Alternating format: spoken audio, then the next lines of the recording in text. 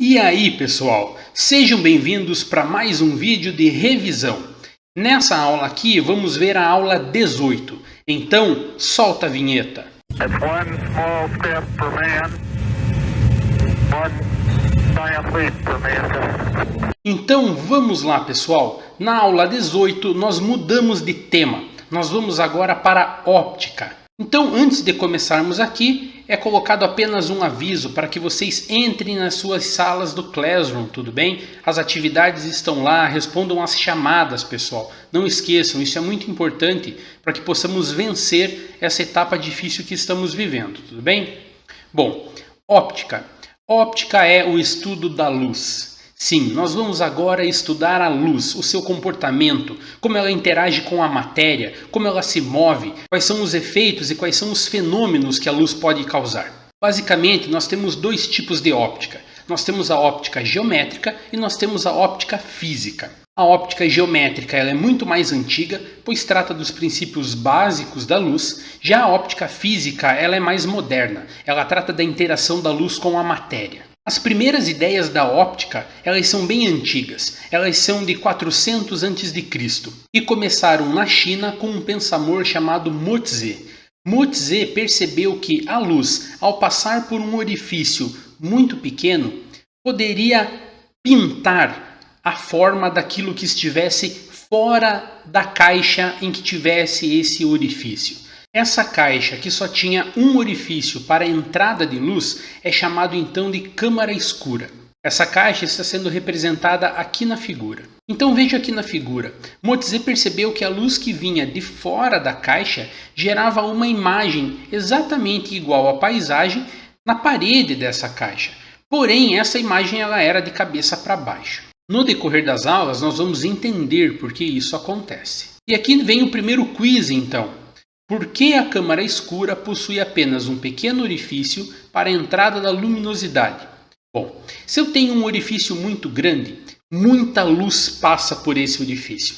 Muita luz deixa um brilho enorme, porém uma nitidez muito pequena. Então eu não consigo visualizar a imagem daquilo que está fora da caixa. Um exemplo muito claro disso é a sua janela. Se você deixar a sua janela aberta, você só vai ver a luz vindo lá de fora. Essa luz vai clarear o interior da sua casa, porém não vai gerar imagem nenhuma na parede. Porém, um orifício pequeno faz com que poucos raios de luz passem por esse furo, fazendo com que a nitidez da sua imagem seja muito melhor. Ela não tem um brilho tão intenso, mas ela tem uma nitidez muito maior. E assim nós podemos distinguir a imagem que está vindo de fora da caixa escura. Então, resposta correta, letra A.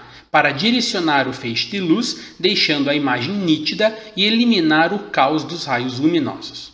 E aqui na sequência, o professor traz a ideia de Mo-Tse para o que seria transformado depois em método científico, que é a nossa ideia de testar e retestar as ideias, encontrar falhas e desenvolver ideias novas. Quase 1400 anos depois, surgiu outro cientista que também queria desvendar os efeitos da luz. Esse cientista se chamava Ibn al-Hazen. Ele foi uma das primeiras pessoas a tentar entender como que a luz se propagava. Bom, naquela época existia uma ideia de que o raio de luz saía do seu olho, batia nas coisas, retornava ao seu olho e aí você podia enxergar. Porém, para Ibn al-Hazen isso não fazia nenhum sentido.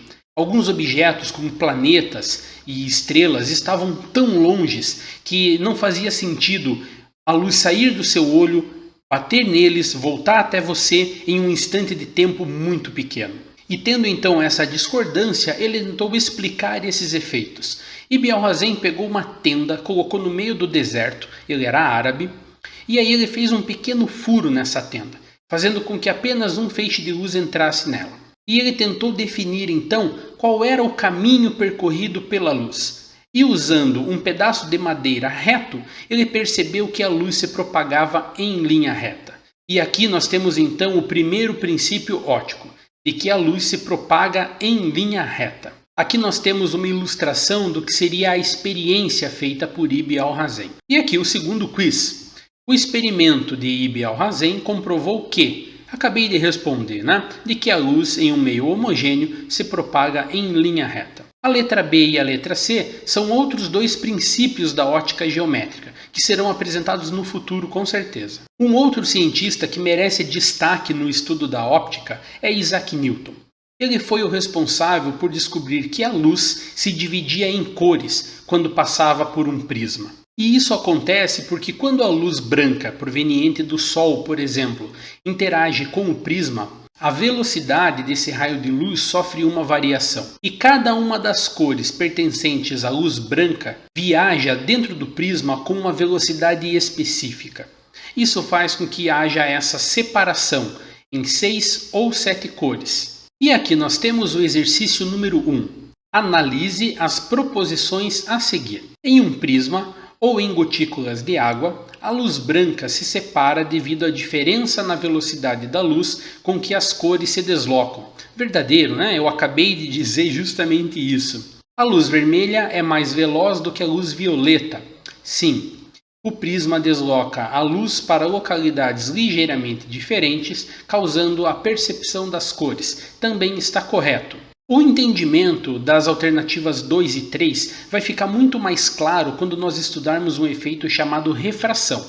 Então não vale a pena agora se aprofundar a isso. Outro personagem importante na história da óptica é William Herschel. William Herschel descobriu o que Newton estava prestes a descobrir. Herschel fez uma experiência para tentar descobrir se as cores possuíam temperaturas diferentes.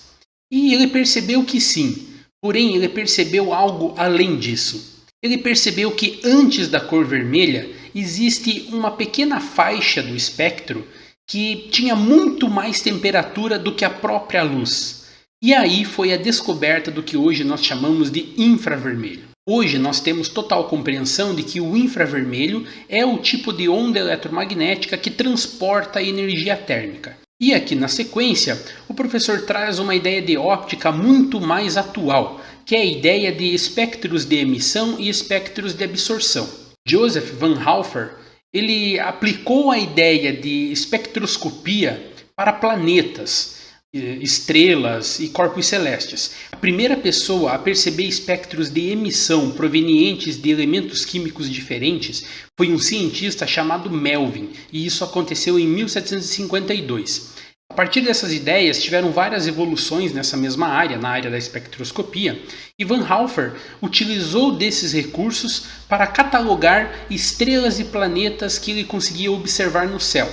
E com isso ficou claro para nós de que os astros celestes, como estrelas e planetas e satélites, eles são constituídos pelos mesmos elementos químicos que nós temos aqui no nosso planeta. Eu espero que nas aulas futuras seja abordado o que é um espectro de emissão, o que é um espectro de absorção de uma maneira um pouco mais profunda, pois aqui foi apenas citado para vocês. Aqui na sequência nós temos o segundo exercício. As linhas espectrais de Van Halfer permitiram perceber que o universo é feito dos mesmos elementos, perceber que elementos estelares podem ser os mesmos presentes na Terra, analisar a composição química de objetos distantes. As 3 afirmações estão corretas. E para finalizar, nós temos a contribuição de Edwin Hubble. Sim, o cientista que deu origem ao nome do telescópio, o telescópio Hubble. O que Hubble fez está muito mais relacionado com relatividade geral do que necessariamente com óptica. Mas vamos lá. A ideia de Hubble é que a galáxia está se expandindo. Por que isso? Porque existe uma coisa chamada redshift, desvio para o vermelho. O desvio para o vermelho acontece quando um objeto que emite luz está se afastando do observador. Isso é um efeito que nós conhecemos na mecânica como efeito Doppler. O efeito Doppler é aquele efeito sonoro de uma ambulância quando está se aproximando, emitir um tipo de som, e quando está se afastando de você, emitir outro tipo de som. Isso também fica evidente em corridas de Fórmula 1. Quando o carro de Fórmula 1 se aproxima de você, o som é muito mais agudo, a frequência é muito maior. Quando o carro se afasta de você, o som é mais grave, ou seja, a frequência é menor. Se isso acontece para ondas sonoras, isso também pode acontecer para ondas eletromagnéticas como a luz. E, de fato, acontece. Hubble foi um cientista que conseguiu explicar esse fenômeno. chegando à conclusão então que, se o desvio é para o vermelho, que possui uma frequência menor, significa que a galáxia está se afastando. Significa que os objetos que compõem o universo estão se afastando de nós, e isso possivelmente significa uma expansão. Pessoal, esse foi o tema da aula de hoje. Muito obrigado pela atenção de vocês e até uma próxima. Valeu!